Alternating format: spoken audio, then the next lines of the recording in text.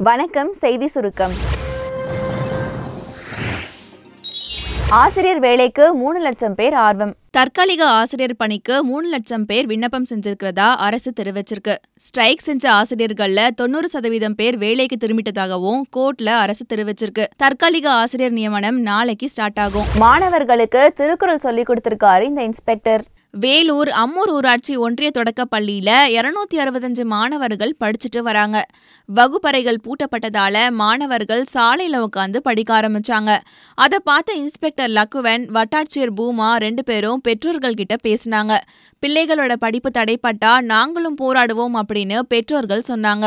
உடனே வகுப்பறை பூட்டை உடைச்சு மாணவர்களை உள்ள கூட்டிட்டு போய் இன்ஸ்பெக்டர் லக்குவன் மாணவர்களுக்கு திருக்குறள் பாடம் எடுத்தாரு. தப்பு இல்லாம படிக்கணும்.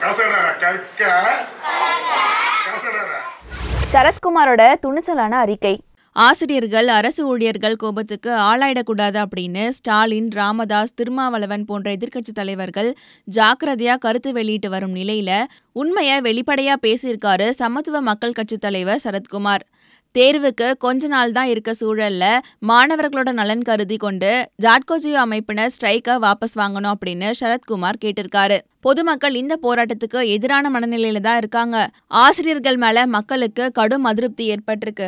இந்த நிலையில ஸ்ட்ரைக்கை வாபஸ் வாங்குறது தான் புத்திசாலித்தனம் அப்படின்னு நெத்தியடியா ஆலோசனை சொல்லியிருக்காரு சரத்குமார். உடனே வேலைக்கு திரும்புவதன் மூலமா டிஸ்மிஸ் போன்ற கடும் நடவடிக்கையிலிருந்து ஆசிரியர்கள் தப்ப முடியும் அப்படின்னு அவர் சுட்டி காமிச்சிருக்காரு. கருணாநிதி அடைக்கலம் கொடுத்தவர் காலமானார். வாஜ்பாய் அரசுல ராணுவ அமைச்சரா, மொரார்ஜி அரசுல தொழில் அமைச்சரா, VP சிங் அரசுல ரயில்வே அமைச்சரா பணியாற்றிய ஜார்ஜ் பெர்னாண்டஸ் மரணமடைஞ்சிருக்காரு. அவருக்கு வயசு 88. தீவிர இந்திரா எதிர்ப்பாளரா அறியப்பட்ட ஜார்ஜ் பெர்னாண்டஸ் மேங்களூர்ல பிறந்த கேத்தோலிக் கிறிஸ்டின். ஆனா புரொட்டஸ்டன்ட் கிறிஸ்டியனான 5ஆம் ஜார்ஜ் மன்னர் பிறந்த ஜூன் 3ஆம் தேதி பிறந்ததால ஜார்ஜ் அப்படின்னு பெயர் சூட்டப்பட்டாரு. மதபோதகர் பயிற்சி பள்ளியிலிருந்து வெளியேறி மும்பை ஹோட்டல்ல வேலை பார்த்த ஜார்ஜ் அந்த அனுபவத்தால தொழில் சங்கவாதி ஆனாரு. அதோட பின்னணி தான் அரசியல்ல இவருக்கு கடைசி வரைக்கும் கை கொடுத்துச்சு. ரயில்வே தொழிற்சங்க தலைவராக இருந்தப்போ 20 நாள் ஸ்ட்ரைக்கால இந்திய ரயில்வேயை அடியோடு முடக்கி பிரபலமானாரு.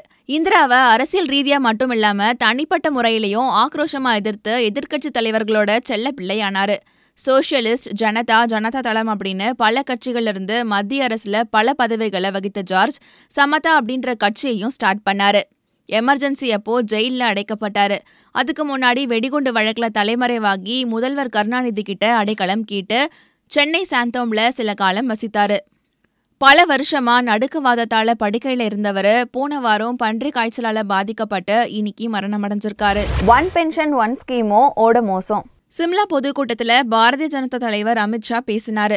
OROP அப்படின்னு மோடி அரசு ஒரு திட்டம் கொண்டு வந்துச்சு. ஒரே ரேங்கிங் ஒரே பென்ஷன் அப்படின்ற இந்த திட்டம் முன்னாள் ராணுவ வீரர்களுக்கான நலன் திட்டம். ஆனா காங்கிரஸ் செயல்படுத்துற OROP அப்படின்றதுக்கு அர்த்தம் ஒன்லி ராகுல் ஒன்லி பிரியங்கா அப்படின்றது தான் கிண்டல் அடிச்சிருக்காரு அமித்ஷா. காங்கிரஸ் இதுக்கு பதில் சொல்றதுக்குள்ள காஷ்மீர் முன்னாள் முதல்வர் உமர் அப்துல்லா ஒரு ட்வீட் போட்டாரு. ஓடமோஸ் நெடி தாங்காம நாடு திணறுது. Overdose of only Modi only Shah அப்படின்றது தான் அந்த ட்வீட்டோட அர்த்தம்.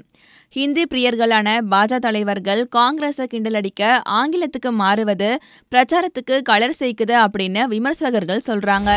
நல்லவருக்கு எதுக்குங்க அரசியல்? கோவால கடல் உணவுக்கு பேர் போன ரெஸ்டாரண்ட் அது. பல் டாக்டர் ரச்சனா அடிக்கடி போற இடம். சண்டேவும் போனாங்க ஃபேமிலியோட. பக்கத்து டேபிள்ல ஒரு ப்ளூ கலர் டிஷர்ட் போட்ட ஆளு அவங்க அம்மாவோட வந்து உட்காந்தாரு. பார்த்தா ராகுல் சோனியா சாயல். ஆனா செக்யூரிட்டி கூட இல்லாம ஹாயா வந்தாங்க. அதனால டவுட்டு.